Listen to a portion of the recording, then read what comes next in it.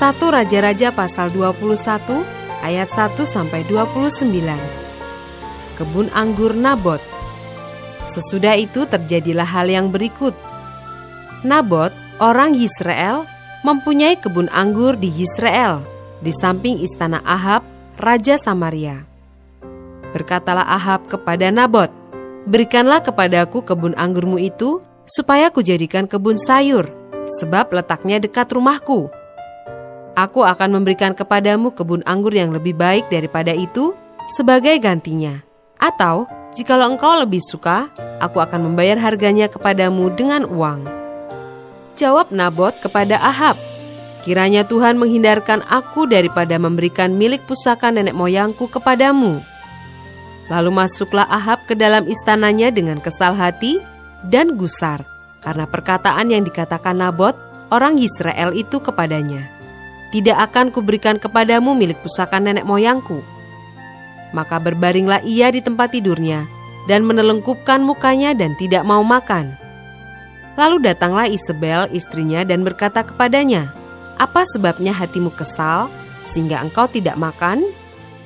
Lalu jawabnya kepadanya, "Sebab aku telah berkata kepada Nabot, orang Yisrael itu, berikanlah kepadaku kebun anggurmu dengan bayaran uang, atau jika engkau lebih suka, aku akan memberikan kebun anggur kepadamu sebagai gantinya." Tetapi sahutnya, "Tidak akan kuberikan kepadamu kebun anggurku itu." Kata Isabel istrinya kepadanya, "Bukankah engkau sekarang yang memegang kuasa raja atas Israel? Bangunlah, makanlah, dan biarlah hatimu gembira. Aku akan memberikan kepadamu kebun anggur Nabot orang Yisrael itu." Kemudian ia menulis surat atas nama Ahab, memeteraikannya dengan materai raja, lalu mengirim surat itu kepada tua-tua dan pemuka-pemuka yang diam sekota dengan Nabot. Dalam surat itu ditulisnya demikian, "Maklumkanlah puasa dan suruhlah Nabot duduk paling depan di antara rakyat. Suruh jugalah 2 orang dursila duduk menghadapinya, dan mereka harus naik saksi terhadap dia, dengan mengatakan, 'Engkau telah mengutuk Allah dan Raja.' Sesudah itu bawalah dia keluar dan lemparlah dia dengan batu sampai mati." Orang-orang sekotanya, yakni tua-tua dan pemuka-pemuka yang diam di kotanya itu, melakukan seperti yang diperintahkan Isabel kepada mereka, seperti yang tertulis dalam surat yang dikirimkannya kepada mereka. Mereka memaklumkan puasa dan menyuruh Nabot duduk paling depan di antara rakyat. Kemudian datanglah 2 orang, yakni orang-orang dursila itu, lalu duduk menghadapi Nabot. Orang-orang dursila itu naik saksi terhadap Nabot di depan rakyat. Katanya, "Nabot telah mengutuk Allah dan Raja." Sesudah itu mereka membawa dia keluar kota, lalu melempari dia dengan batu sampai mati. Setelah itu mereka menyuruh orang kepada Isabel mengatakan, "Nabot sudah dilempari sampai mati." Segera sesudah Isabel mendengar bahwa Nabot sudah dilempari sampai mati, berkatalah Isabel kepada Ahab, "Bangunlah, ambillah kebun anggur Nabot orang Yisrael itu menjadi milikmu, karena Nabot yang menolak memberikannya kepadamu dengan bayaran uang sudah tidak hidup lagi, ia sudah mati." Segera sesudah Ahab mendengar bahwa Nabot sudah mati, ia bangun dan pergi ke kebun anggur Nabot, orang Yisrael itu, untuk mengambil kebun itu menjadi miliknya. Tetapi datanglah firman Tuhan kepada Elia orang Tisbe itu, bunyinya, "Bangunlah, pergilah menemui Ahab, raja Israel yang di Samaria.